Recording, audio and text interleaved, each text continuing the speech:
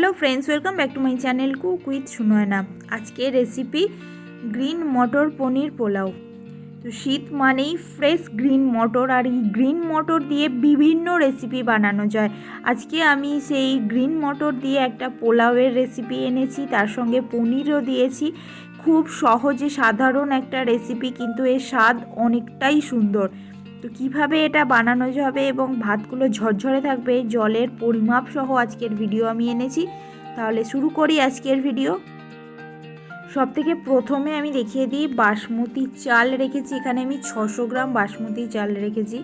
तो এই যে কন্টেনারটা দেখছেন, আমি এই কন্টেনারে এটা মেপেছি। এটা 3 কন্টেনার বা 3 কাপ মেপেছি। এটা হচ্ছে 200 গ্রামের মাপ। এই যে চালটাকে আমি যেটা করেছি, ভালো করে 2-1 বার 2 থেকে 3 বার পরিষ্কার জলে ধুয়ে একটুখানি জল ঝরিয়ে রেখে দিয়েছি। ব্যাস, আর কিছুই করিনি চালটাকে।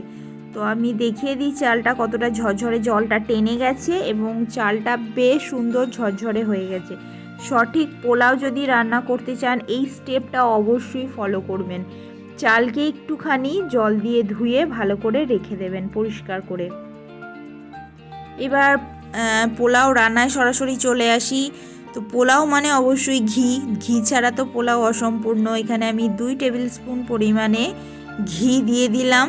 প্রথমেই যেটা করব, ঘিটাকে একটু ভালো করে গরম করে নেব।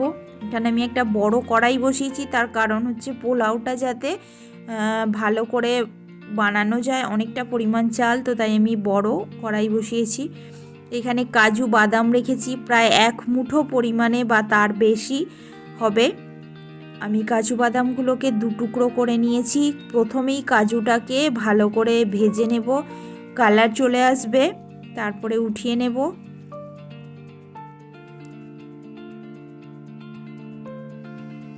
কাজুর মধ্যে কালার চলে এসেছে, উঠিয়ে নিচ্ছি। আমি এখানে কিশমিশের ব্যবহার করিনি, চাইলে করতেও পারেন বা নাও পারেন।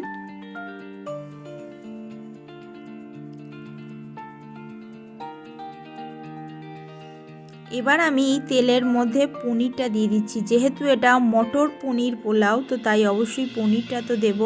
তো আমি এখানে 300 গ্রাম পনির রেখেছি, আর পনিরগুলো বেশ বড় সাইজের টুকরো করে কেটেছি। পনিরগুলোকেও একই রকমভাবে 2 পিঠ লাল করে ভেজে নেব। ভেজে নেবার পর উঠিয়ে নিচ্ছি।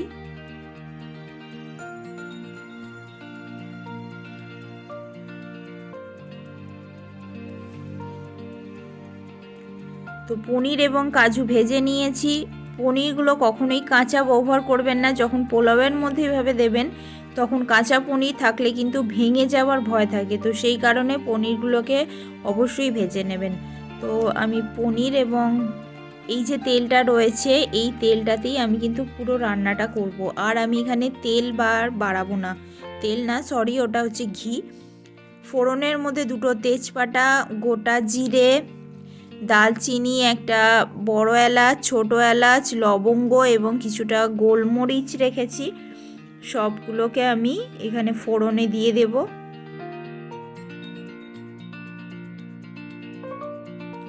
ফোড়নটাকে প্রথমেই ভালো করে ভাজা করে নেব। ফোড়ন থেকে যখন সুন্দর গন্ধ আসতে থাকবে, তারপরেই আমি পরবর্তী উপকরণ দেব।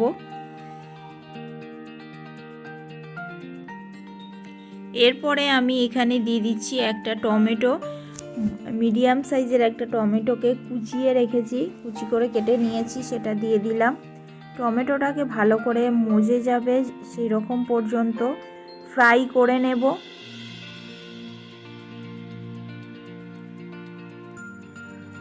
এর মধ্যে অল্প লবণ দিয়ে দিচ্ছি। আমি এখানে পিঙ্ক সল্ট ব্যবহার করছি, 1/4 টিস্পুন পরিমাণে লবণ দিয়ে দিলাম, যাতে টমেটোটা খুব তাড়াতাড়ি সফট হয়ে যায়।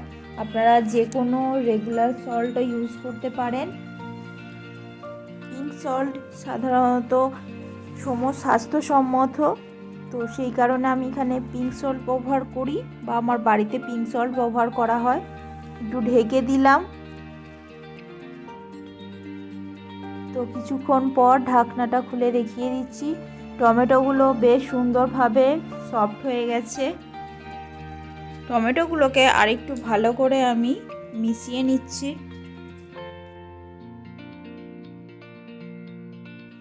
এবার আমি এখানে একটা মিডিয়াম সাইজের গাজর রেখেছিলাম কুচি করে, সেটাকেও দিয়ে দিলাম। গাজরটা পুরোপুরি অপশনাল, আপনারা চাইলে দিতে পারেন বা নাও দিতে পারেন। আমি জাস্ট সুন্দর কালারের জন্য দিয়েছি। এটা গ্রিন কালারের মটর এবং রেড কালারের গাজর, দেখতে বেশ সুন্দর লাগবে পোলাওটা, তো সেই কারণে আমি দিয়েছি। আপনারা না চাইলে না দিতে পারেন বা দিতে পারেন, আরও কিছু সবজিও চাইলে অ্যাড করতেই পারেন। এরপরে আমি এখানে মশলায় চলে আসি। এখানে আদা বাটা দিয়ে দিচ্ছি 1 টেবিল চামচ পরিমাণে।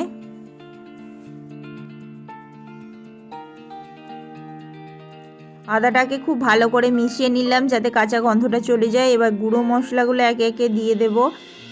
এখানে জিরের গুঁড়ো 1 চা চামচ পরিমাণে দিয়ে দিলাম।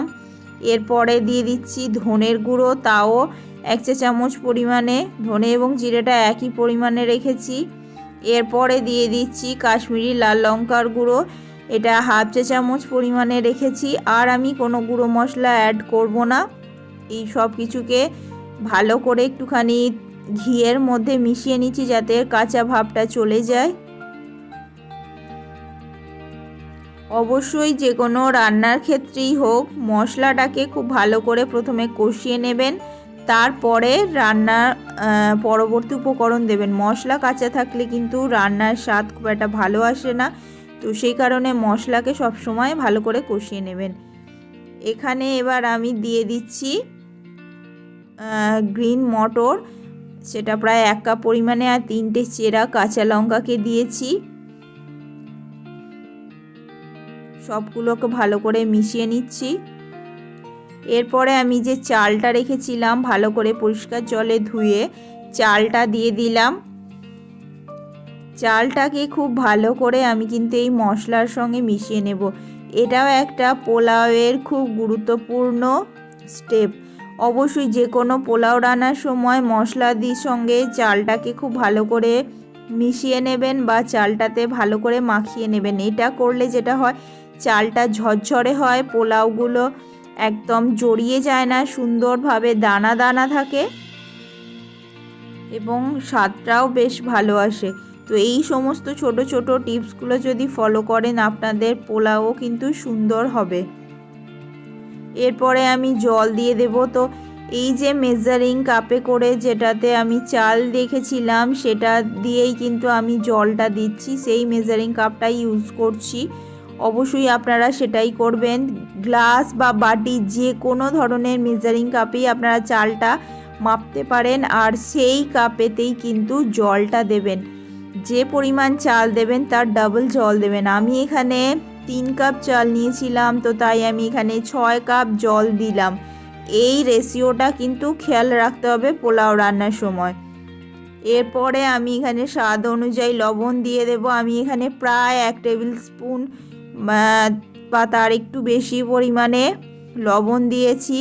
গরম মশলার গুঁড়ো দিয়ে দিলাম 1/2 টিস্পুন পরিমাণে। আর যেহেতু পোলাও, তো আমি 3 টেবিল স্পুন পরিমাণে চিনি এখানে দিয়েছি। মিষ্টিটা আপনারা আপনাদের স্বাদ অনুযায়ী দেবেন, তো আমি 3 টেবিল স্পুন পরিমাণেই দিয়েছি। সব কিছুকে আরেকবার খুব ভালো করে মিশিয়ে নিচ্ছি। এবার জলটা ফুটে ওঠার সময় পর্যন্ত অপেক্ষা করব।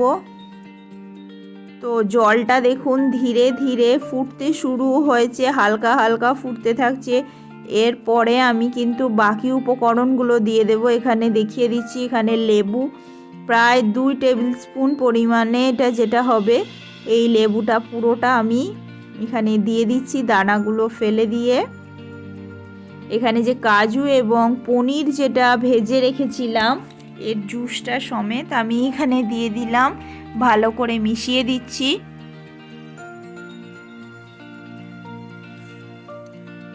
এরপরে আমি ঢাকা দিয়ে দেব এবং লো ফ্লেমে 15 মিনিট রান্না করে নেব। 15 মিনিট পর ফিরে এসেছি। তো দেখুন পোলাওয়ের ভাতগুলো বেশ সুন্দরভাবে হয়ে গেছে, নিচে অল্প পরিমাণে জল রয়েছে। এই সময় আমি একটুখানি নেড়ে চেড়ে দিচ্ছি। আমি এর আগেও একবার মাঝে পোলাওটাকে একটু নাড়াচাড়া করে নিয়েছি। এর মধ্যে প্রায় 1 মুঠো পরিমাণে ধনেপাতা কুচি ছড়িয়ে দিচ্ছি। আর আমার পোলাওয়ে কিছু মেশানো নেই। ধনেপাতাটাকেও ভালো করে মিশিয়ে নিয়ে আবারও ঢাকা দিয়ে দেব। আবারও 15 থেকে 20 মিনিট এটাকে রেস্টে রাখবো। এই যে স্টিমের মধ্যে যেটুকু চাল সিদ্ধ হতে বাকি রয়েছে সবটাই কিন্তু সিদ্ধ হয়ে যাবে। এই সময় আমি গ্যাসের ফ্লেমটাকে অফ করে দেব। গ্যাসের ফ্লেমটা বন্ধ করে 15 মিনিট আমি এটাকে রেস্টে রাখবো। তো আরও 15 মিনিট পর ফিরে এসেছি, আপনাদেরকে দেখিয়ে দিচ্ছি। তো চালটা দেখুন একেবারে ঝরঝরে, কারোর সঙ্গে কিন্তু গায়ে লেগে নেই। তো দেখুন কত সুন্দরভাবে পোলাওটা রান্না হয়েছে, এবং বেশি নাড়াচাড়া করলে কিন্তু পোলাওটা ভেঙে যাওয়ার সম্ভাবনা থাকে ভাতগুলো। তো দেখুন কতটা ঝরঝরে হয়েছে। এটা ঠান্ডা হয়ে যাওয়ার সাথে কিন্তু আরোই ঝরঝরে হয়ে যাবে। তো এইভাবে সকলের জন্য পরিবেশন করুন। আজ এই পর্যন্তই, আবার দেখা হবে আপনাদের সঙ্গে। ততক্ষণের জন্য ভালো থাকুন। নমস্কার।